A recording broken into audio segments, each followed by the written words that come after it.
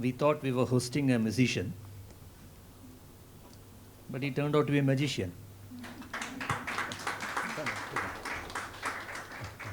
He has the voice, the diction, the melody, the timing, expertise, experience, both in depth and breadth. And the additional bonus, he is articulate and witty too.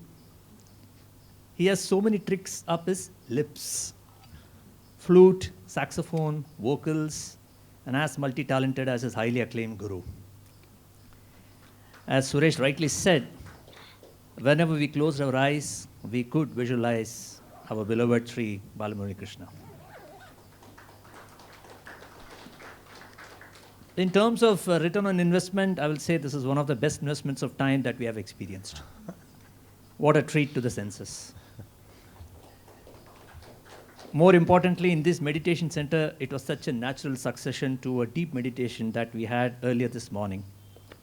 Oftentimes, we recollect Sri Balamurali Krishna engaging mischievously with his co-artists. We saw that at display here as well. That was another joyful facet of this concert. Okay. Now, if you reflect a little back, a while ago, we Rasikas were fortunate enough to receive a bounty of Dr. Balamurali Krishna's grace this year, first with Prince Ramavarma in March Samyoga. And now this is followed with the bounty of Revered Muthuswami Dikshitar through Ragavan's mellifluous performance.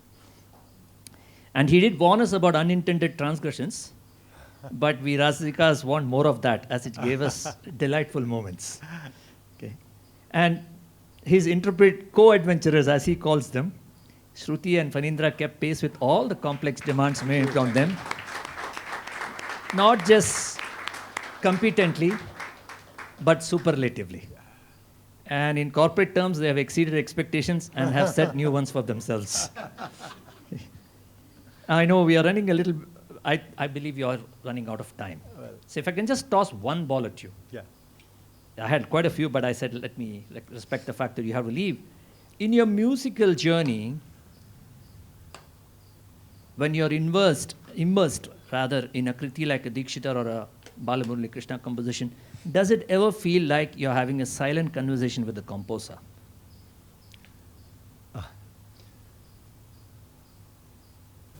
Yeah, Carnatic music by its very nature is transforms the musicians into mediums, media and mediums. Yes. So we are in a way we are channeling the composers through us, through our minds and bodies. But it doesn't stop there because, well, for one thing, we don't really have the data, do we? We don't really know exactly how Tyagaraja Swami sang, exactly how Muthuswami Dikshitar did. We have the Guru Parampara. That's why we lay a lot of importance to our Guru Parampara, the tradition that we come in.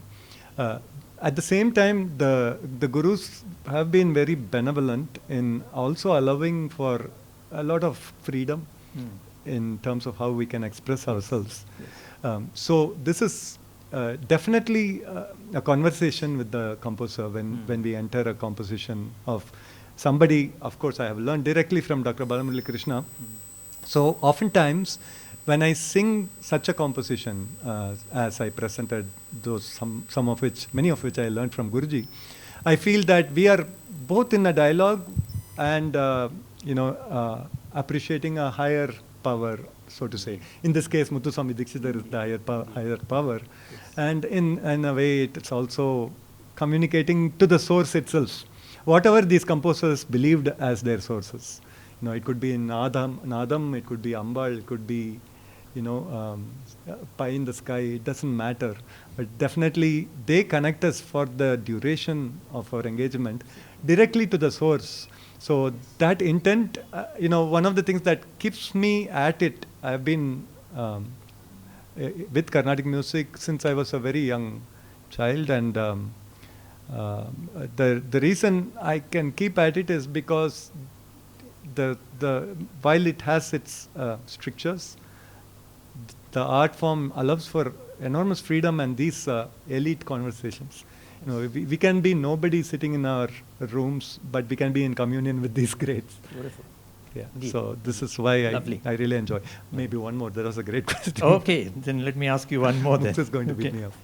Okay.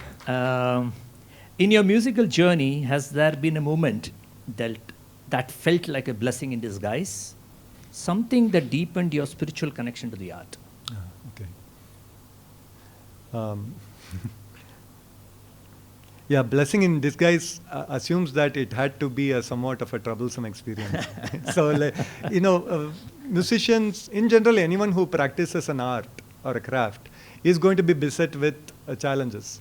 A vocalist, ask any vocalist, they'll say their throat is their biggest challenge. Okay, so I have dealt with my sort of a recalcitrant voice for decades now, and there have been times when I would be so frustrated. Maybe that's why I took these instruments up. As my repertoire of instruments reflects the battles I've had with my voice, and also it's because my Guruji set such a high bar on vocal finesse and the ease with which he traverses octaves. Now, for the longest time, I thought the only way I could be a vocalist is to have his range, his power, his melody, and then now I'm old enough to realize that's not going to happen. Yeah, that train left, in some other Janma, or will come to my station in another Janma. But the point here would be then to accept those faults. I think more than anything else, because of the great masters that have influenced this art in living times, such as my Guru and so on, we develop a sense of equanimity, and that can feed into all other walks of life. It can. It need not, may not always. True. It has potential to just grow you as a person, a wholesome spiritual journey. I think that would be it. The more you work at it, the more you hone it, the more difficulty. It's like a video game. It keeps getting more difficult to play. That turns out to be a blessing for us, a bigger blessing, because we don't get often to see an artist doing so many things, so many tricks in the stage. So fantastic. Thank you so much. So I will not take any further time of time. I'm going to close this again by saying, on behalf of everyone gathered here, I offer our heartfelt gratitude to Sri Ragavan Manian for today's soul-stirring concert. You have been very generous with your time, sir. In the sacred stillness of this meditation hall, your music did more than fill the air. It awakened something deeply silent within us. Each note was like a mantra, each raga a gentle unfolding of the divine. And a special word of thanks to, of course, Shruti on the violin, whose responses carried both sensitivity and strength. And to Parindra on the mridangam, whose rhythm was not just percussive, but profoundly meditative. Together, you didn't merely perform, you offered a prayer. So this morning was just not a concert, it was a darshan to sound. Thank you for reminding us that when music arises from inner stillness, it becomes nothing short of sacred. We also extend our thanks to Heartfulness Meditation Center for providing these exclusive settings that makes every concert a meditative experience.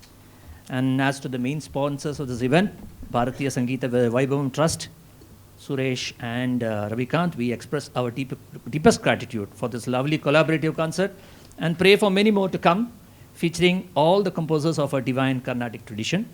We'll see you all again at our next event, details of which will be shared soon. Until then, stay safe, brave, and healthy. Thank you. Thank you.